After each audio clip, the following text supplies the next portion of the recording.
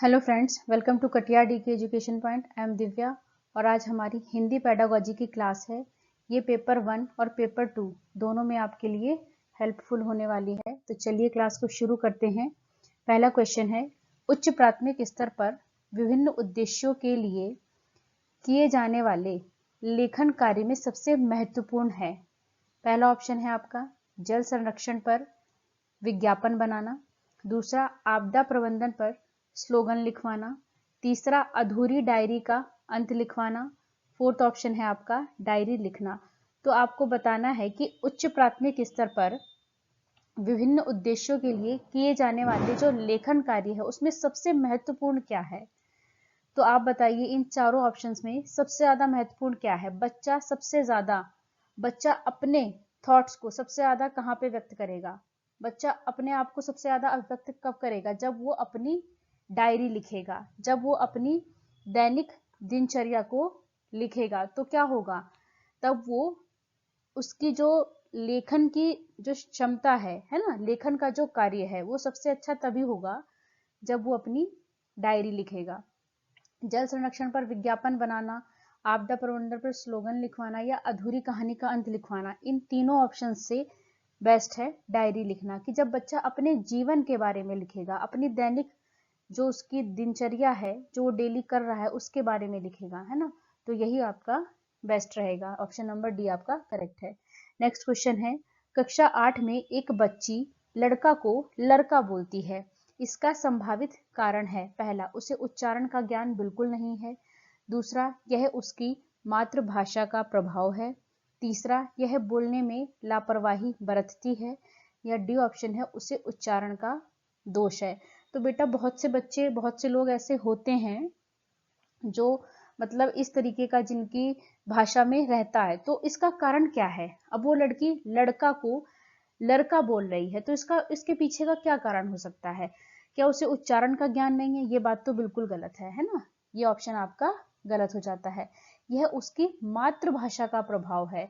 क्या होगा, option number B आपका करेक्ट होगा कि यह उसकी मातृभाषा का प्रभाव है। नेक्स्ट क्वेश्चन है आपका, बच्चों की मौखिक भाषा का सतत आकलन करने के लिए सबसे बेहतर तरीका है। अब बच्चे की मौखिक भाषा का हमें आकलन करना है, तो कैसे पता चलेगा आपको। शब्द पढ़वाना, दूसरा ऑप्शन है प्रश्नों के उत्तर पूछना, तीसरा विभिन्न संदर्भों में बातचीत करना, या फिर डी ऑप्शन है सुने हुए को दोहराने के लिए कहना। अब मौखिक भाषा का अगर आपको बच्चे की आकलन करना है तो क्या शब्द पढ़वाने से हो जाएगा, नहीं। प्रश्नों के उत्तर पूछना ये भी बेस्ट ऑप्शन नहीं रहेगा आपका, क्योंकि अगर बच्चे ने लेसन को पढ़ा है तो वो तो प्रश्नों के उत्तर दे देगा बहुत आसानी से। तो इसमें तो कुछ अलग हुआ नहीं ना। तो क्या होगा, जब आप बच्चे से, ऑप्शन नंबर सी आपका करेक्ट होगा, जब आप बच्चे से विभिन्न संदर्भों में बातचीत करेंगे तो आपको पता चलेगा कि उसकी जो मौखिक भाषा है वो कितनी बेहतर है। तो मौखिक भाषा का आकलन करने का सबसे अच्छा तरीका यही कि आप बच्चे से बातचीत करें, है ना। सुने, ऑप्शन नंबर डी क्या कहता है, सुने हुए को दोहराने के लिए कहना। आपने बच्चे को कोई स्टोरी सुनाई और फिर उससे कहा कि अब वो उसको आपको सुनाए, तो ये भी, इससे भी कुछ आपको खास पता नहीं चलेगा। लेकिन जब बच्चे से आप विभिन्न संदर्भों में बात करेंगे, किसी भी विषय में बात करेंगे, तो आपको उससे पता चलेगा कि बच्चे का जो मौखिक भाषा का विकास है वो कितना हुआ है ना। तो इसीलिए ऑप्शन नंबर सी आपका करेक्ट होगा। नेक्स्ट क्वेश्चन है, निम्नलिखित में से कौन सा भाषा अर्जन के व्यवहारवादी सिद्धांतों से संबंधित नहीं है। अब बेटा आंसर देने के लिए ना आपको बस ये लाइन, ये ध्यान रखना है कि इससे कौन सा संबंधित नहीं है। सक्रिय अनुकूलन, दूसरा ऑप्शन है खाली बर्तन, तीसरा प्रयास तथा त्रुटि, डी ऑप्शन है सामाजिक अंतःक्रिया। तो आप ये बताइए बेटा, सामाजिक अंतःक्रिया की बात कौन करता है, वाइगोत्स्की। और क्या वाइगोत्स्की व्यवहारवादी है, नहीं, वो क्या है, वो रचनावादी है। तो फिर ऑप्शन नंबर डी ही आपका करेक्ट होगा, क्योंकि वाइगोत्स्की रचनावादी है। तो सामाजिक अंतःक्रिया जो है ये व्यवहारवादी सिद्धांतों से संबंधित नहीं है। ऑप्शन नंबर डी आपका करेक्ट होगा। नेक्स्ट क्वेश्चन है, स्वलीन विकार में बच्चा क्या करता है, अपने हाथ पैर हिलाने में कठिनाई का अनुभव करता है। बी ऑप्शन है आपका सामाजिक अंतःक्रिया और संप्रेषण में कठिनाई का अनुभव करता है। सी ऑप्शन है अक्सर खाने से मना कर देता है। डी ऑप्शन है अपने कार्यों में ही लीन रहता है। तो आप बताइए इसमें से करेक्ट आंसर क्या होगा। स्वालीन विकार में क्या होता है, बच्चा सामाजिक अंतःक्रिया में और संप्रेषण करने में कठिनाई महसूस करता है। ऑप्शन नंबर बी आपका करेक्ट होगा। नेक्स्ट क्वेश्चन है, निम्नलिखित में से कौन सी बॉटम अप श्रवण गतिविधियां हैं और कौन सी टॉप डाउन श्रवण गतिविधियां हैं। अब दो कथन दिए हैं। पहला, सारांशीकरण, समूचे संदेश को सुनना और पहले से अर्जित ज्ञान का उपयोग करना। जब कभी हम पहले से अर्जित ज्ञान का उपयोग करते हैं तो वो क्या होता है, जब हम अपने पूर्व ज्ञान का उपयोग करते हैं तो उसे क्या कहते हैं बेटा, उसे कहते हैं टॉप डाउन। ठीक है, तो ए तो होगा आपका टॉप डाउन। अच्छा, बी भी पढ़ लेते हैं। श्रुत लेख, क्लोज श्रवण, बहुविकल्पीय प्रश्नों का उपयोग और चर्चाएं। तो ये क्या होगा आपका, ये हो गया बॉटम से अप। तो इसमें आपका पहला तो हो गया टॉप डाउन। ऑप्शन नंबर 3 आपका करेक्ट होगा। ए क्या है आपका, टॉप डाउन गतिविधि है और बी क्या है, बॉटम से हम अप, तो बॉटम अप है। तो ऑप्शन नंबर 3 आपका करेक्ट हो जाता है। नेक्स्ट क्वेश्चन है, भाषा सीखना किससे संबंधित है, कौशल से, अर्जन, प्रक्रिया या फिर उत्पाद। अब आप किसी भाषा को सीख रहे हैं, जब आप भाषा को सीखते हैं तो आप क्या करते हैं, भाषा सीखना क्या है, एक कौशल है।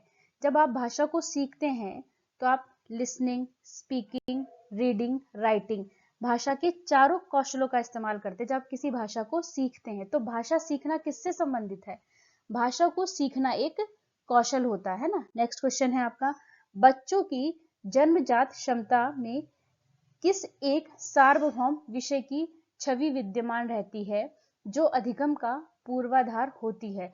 तो आपको पता है यूनिवर्सल ग्रामर की बात कौन करता है, सार्वभौम विषय क्या है, सार्वभौमिक विषय यूनिवर्सल ग्रामर। तो इसका आंसर क्या होगा बेटा आपका, समाज, व्याकरण, साहित्य विज्ञान, क्या होगा आप बताइए।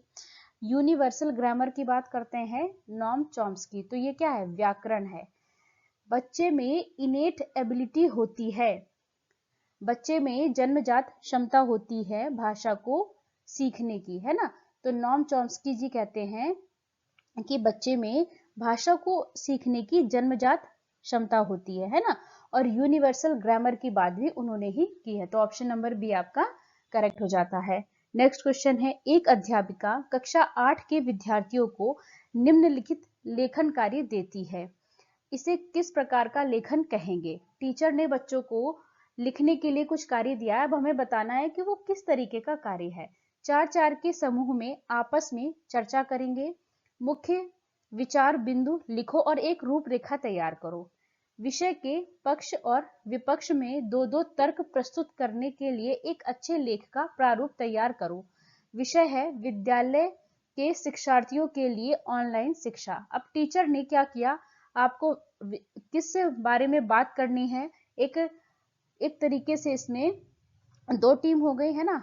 तो आपको विद्यालय में बच्चों को ऑनलाइन शिक्षा जो दी जाएगी उससे रिलेटेड आपको डिस्कशन करना है। अब क्या होगा, तो ये कैसे क्या होगा, इसमें एक बच्चा पक्ष में बोलेगा, एक विपक्ष में बोलेगा, है ना। तो ये क्या हो गया, ये तर्क मूलक लेखन हो गया, है ना। बच्चों में क्या होगा, तर्क होगा। तो ऑप्शन नंबर बी आपका करेक्ट हो जाता है। नेक्स्ट क्वेश्चन है, अधिगम के सिद्धांत के रूप में रचनावाद का विश्वास है। पहला, बच्चे कक्षा कक्ष शिक्षण के माध्यम से नवीन ज्ञान प्राप्त करते हैं। बी ऑप्शन है, भाषा संरचनात्मक अभ्यास के द्वारा सीखी जाती है। सी ऑप्शन है, सभी शिक्षार्थी एक ही तरह से सीखते हैं। डी ऑप्शन है, बच्चे अपने पूर्व ज्ञान से जोड़कर सीखते हैं। तो जो रचनावाद का विश्वास है वो क्या है, कि बच्चा अपने पूर्व ज्ञान से जोड़कर नई चीजों को सीखता है। तो ऑप्शन नंबर डी आपका करेक्ट हो जाता है। नेक्स्ट क्वेश्चन है आपका, एक बालिका पटना से मुंबई स्थानांतरित होती है, वह विद्यालय में एक भाषा के रूप में अंग्रेजी पढ़ती है, ठीक है, और सहपाठियों के साथ तथा आस पड़ोस के लोगों के साथ अंतःक्रिया करके वह मराठी सीखती है। इस तथ्य में आपकी क्या समझ बन रही है? अब एक बालिका है जो पटना से मुंबई आ गई, तो विद्यालय में वो कौन सी भाषा सीख रही है? अंग्रेजी भाषा सीख रही है, ठीक है। और आसपास के लोगों के साथ अंतःक्रिया करके, सामाजिक अंतःक्रिया करके वो मराठी सीख रही है।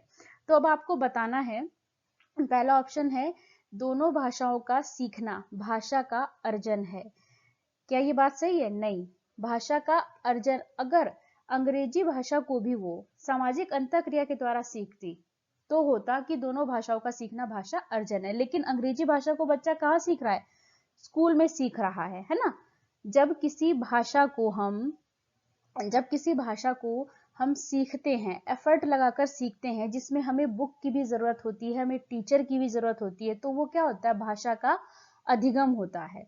और जब किसी भाषा को हम समाज से, सामाजिक अंतःक्रिया से सीख जाते हैं, अपने आसपास के लोगों से सीख जाते हैं, तो वो क्या होता है? भाषा का अर्जन करना होता है ना। तो जब बच्चा मराठी भाषा को कैसे सीख रहा है? समाज के, अपने आसपास के लोगों से, सहपाठियों से अंतःक्रिया करके सीखता, तो मराठी भाषा का क्या हुआ बेटा? मराठी भाषा का तो भाषा का अर्जन हुआ। और अंग्रेजी भाषा क्योंकि वो स्कूल में सीख रही है, अब उसमें उसको एफर्ट लगाना पड़ रहा है, उसमें बुक भी है, टीचर भी सिखा रहा है, तो ये क्या है? भाषा का अधिगम है। तो ऑप्शन नंबर आपका सी करेक्ट होगा इसमें, कि अंग्रेजी भाषा का सीखना भाषा का अधिगम है, और मराठी भाषा का जो हम समाज से अंतःक्रिया करके सीख रहे हैं, वो क्या है? भाषा का अर्जन है। नेक्स्ट क्वेश्चन है आपका, एक शिक्षक संदर्भ में शब्दावली पढ़ाने के लिए घर से बर्तन और खिलौने लाता है, इन वस्तुओं को जाना जाता है। अब टीचर बच्चों को सिखाने के लिए क्या कर रहा है? वो अपने घर से ला रहा है, घर से बर्तन और खिलौने लेकर के आ रहा है, तो ये क्या है? सहायक सामग्री है, वास्तविक वस्तुएं हैं, भोजन पकाने की वस्तुएं हैं, विषयक शब्दावली है। जब टीचर घर से रियल वास्तविक चीजें ला रहा है, तो इसे क्या कहेंगे? रियल या वास्तविक वस्तुएं कहेंगे। ऑप्शन नंबर बी आपका करेक्ट होता है। नेक्स्ट क्वेश्चन है, लेखन है एक उत्पादक कौशल, एक विशिष्ट विधा तक सीमित, एक ग्रहणशील कौशल, एक रेखीय प्रक्रिया। अब लेखन क्या है? देखो बेटा, लिखकर और बोलकर हम क्या करते हैं? अपनी बात को सामने वाले के सामने व्यक्त करते हैं। तो लेखन और लिखना और बोलना है ना, ये क्या हो गए? उत्पादक कौशल हो गए। और पढ़कर और सुनकर हम क्या करते हैं? ग्रहण करते हैं, तो ये ग्रहणशील कौशल हो गए, है ना। पढ़कर और सुनकर हम ग्रहण करते हैं, तो ये ग्रहणशील हो गए। और बोलकर और लिखकर हम अपनी बात सामने रखते हैं, तो ये क्या हो गया? उत्पादक कौशल। तो लेखन क्या है? एक उत्पादक कौशल है। ऑप्शन नंबर ए आपका करेक्ट होता है। नेक्स्ट क्वेश्चन है, भाषा का अति महत्वपूर्ण कार्य है। अब भाषा का फंक्शन क्या है? भाषा के माध्यम से ही हम क्या करते हैं? अपनी बात को हम सामने वाले के समक्ष रखते हैं, और दूसरे की बात को हम सुनते हैं, समझते हैं। तो भाषा का जो कार्य है वो क्या है? पहला ऑप्शन है सुनना, दूसरा अक्षर ज्ञान, तीसरा संप्रेषण, डी ऑप्शन है लेखन। तो भाषा का जो मुख्य कार्य है वो क्या है बेटा? संप्रेषण हुआ ना, है ना। भाषा के माध्यम से ही हम अपनी बात को व्यक्त करते हैं और दूसरे की बात को समझते हैं। तो भाषा क्या है? संप्रेषण का एक माध्यम है। नेक्स्ट क्वेश्चन है आपका, एक शिक्षक शिक्षार्थियों के भाषा कार्यों को एक फोल्डर में रखते हैं और बाद में उसे शिक्षार्थी की भाषा उपलब्धि के आकलन के लिए इस्तेमाल करते हैं। आकलन की यह रणनीति क्या कहलाती है? तो जब भी आपको कहीं फोल्डर दिखे कि एक फोल्डर में रखते हैं बेटा, तो इसका आंसर पोर्टफोलियो होगा, है ना। तो आपका करेक्ट आंसर होगा ऑप्शन नंबर डी, कि एक शिक्षक है जो बच्चे की भाषा के कार्यों का एक फोल्डर तैयार करते हैं, है ना।